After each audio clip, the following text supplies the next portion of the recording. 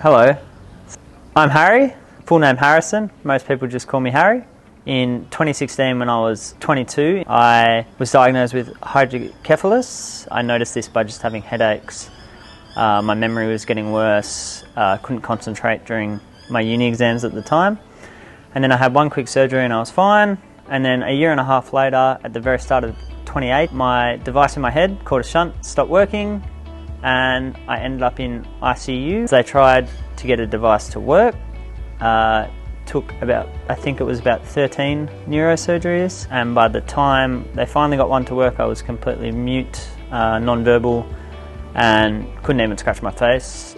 So when I first got to Royal Rehab, I was severely limited in my movement. As I said, I couldn't even scratch my face. I couldn't talk. Most of the time, communicating was looking left for yes, right for no. So the activities I participated in was a lot of physiotherapy. Pretty much once or twice a day I'd do a physiotherapy session. At first it was very limited because I couldn't move myself, so it was the physiotherapy doing small exercises such as moving my legs.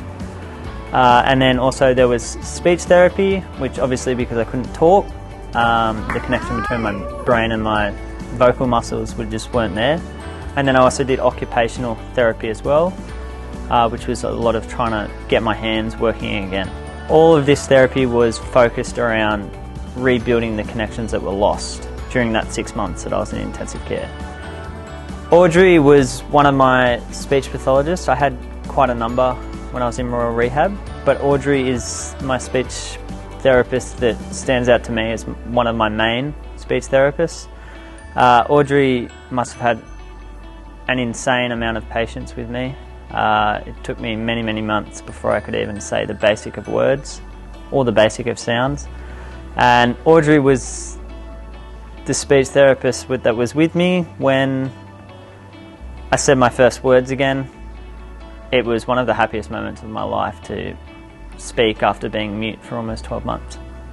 Kay was one of my occupational therapists while I was at Royal Rehab. She is probably the occupational therapist that stands out the most to me in my memory. Kay was focused, as an occupational therapist is, focused on the use of my hands and focused on the use of my body to do day-to-day activities. For me, it took many, many months to even say my first words or take my first steps again. This was incredibly frustrating.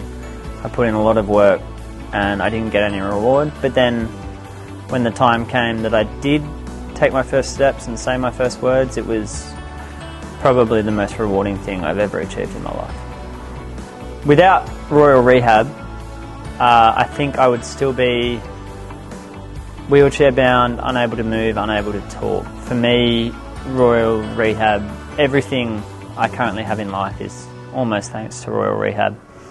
And without all the generous support that Royal Rehab gets, I don't know if it would be here, and to that I'm eternally thankful.